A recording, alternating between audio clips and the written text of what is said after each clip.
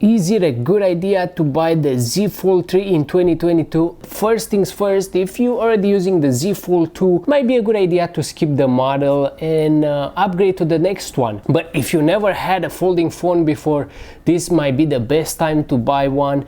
But honestly, you don't have too much of a choice when it comes to foldable market. There are other companies besides Samsung that try to flex their muscle, and they come up with their first generation. There is a Huawei Mate X2, which seems interesting if you are outside the US. And also there is Oppo Find N, which is a creaseless foldable, and we know for sure that Apple is not gonna release a foldable iPhone until at least 2025, and that kind of seals the deal and guarantees a safe niche for Samsung for at least 2 more years. The other brands I mentioned have some interesting features, but keep in mind that they are at their first generation foldables. Samsung already has a few years of experience in this field, and be sure that the Z Fold is more durable than any other brand at the moment. Speaking of durability, Samsung has rated this foldable experience at 200,000 folds. That means around 5 years of use, it folded and unfolded 100 times a day. On top of that, many folds, there is IPX8, a water-resistant tablet in your pocket. I was talking earlier about all the other foldable phones that are just flexing their small tricep, but none of those are water-resistant. So in 2022, having a water-resistant smartphone is a no-brainer. It's an extra level of protection in your over $1,000 investment, because these phones are not cheap these days. Talking about prices, if you are looking to purchase a Z Fold 3 this year, then you might find a good deal this summer. But there are already a few ways that you can save. For example, there is a Best Buy that offers open box items if you don't mind a phone that's been used for a week or two. And also there is Amazon that sells open box items. They usually list them as used, but trust me, they are in a pretty good shape. Anyway, those options can save you at least $300 and $400 off the retail price. The other big question is, should you wait until the next release of the Z Fold 4?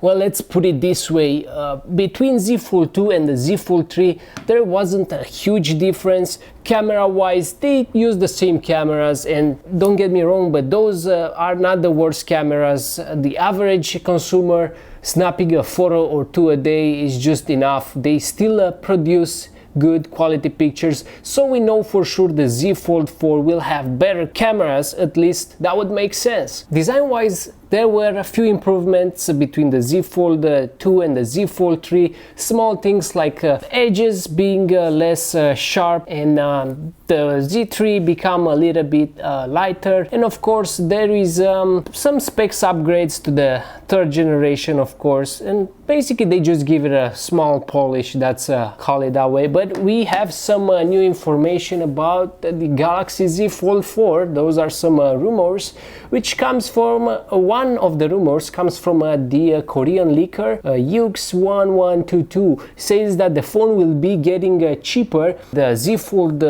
3 already costs $17.99.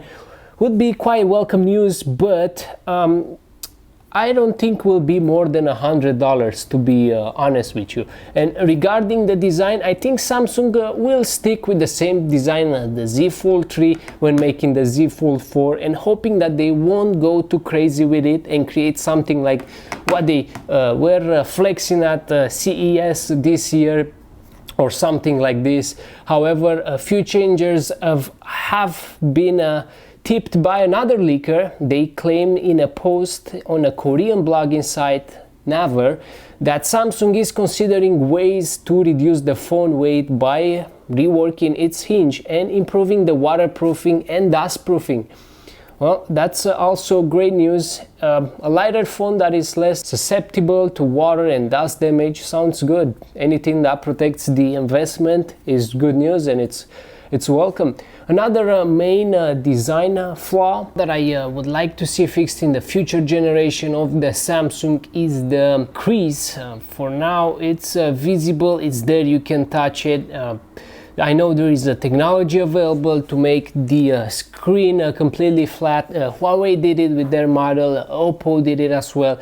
They both have perfectly flat displays, which is a nice touch, because in my opinion right now this is just like a prototype looking with that crease. Kind of feels like incomplete design, but hey, it's not that bad. You get used to it at some point. But yeah, having that fixed with a perfectly flat display would be nice to see from Samsung. Now, that being said, if you want to score a good deal on a Z Fold 3 this year, it might be a good idea, and you may have some luck in finding a good deal, since waiting for a Z Fold 4 probably doesn't really make sense at this moment, because it will not be a huge improvement in the design of the functionality of the phone. It'll be pretty much the same from what we know so far, so there is not much to look there. Of course, it's gonna have a new camera, as I said, probably some better specs in terms of performance. Z Fold 3 is still a great looking